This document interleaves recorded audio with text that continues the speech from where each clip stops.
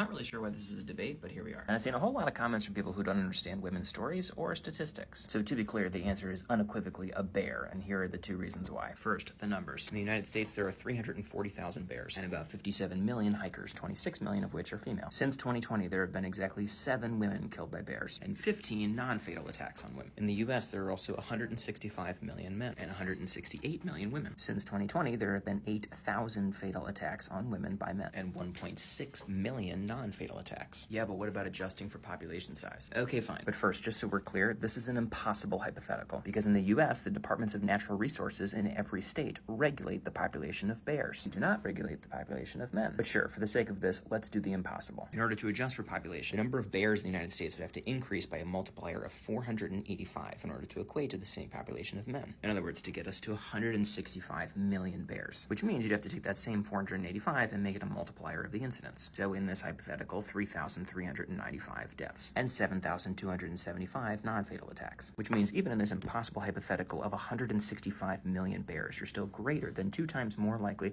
to be killed by a man than a bear if you're a woman in the United States, and about 220 times more likely to be involved in a non-fatal attack by a man than a bear. Oh, also, I should note, statistics on bear attacks are not infamously underreported, unlike the other side of the equation, where statistics show that only about 1/5 of violent encounters against women by men are actually reported, and less than 1/5 of those actually lead to an arrest, and less than 1/100th of those lead to a felony conviction, which means 1% of the ones that are actually reported, meaning not only that men who perpetrate these acts are much more likely to go free than they are to be punished, but also have the opportunity to do it again. Do you want to know what the punishment is for a bear who kills or even injures a human being?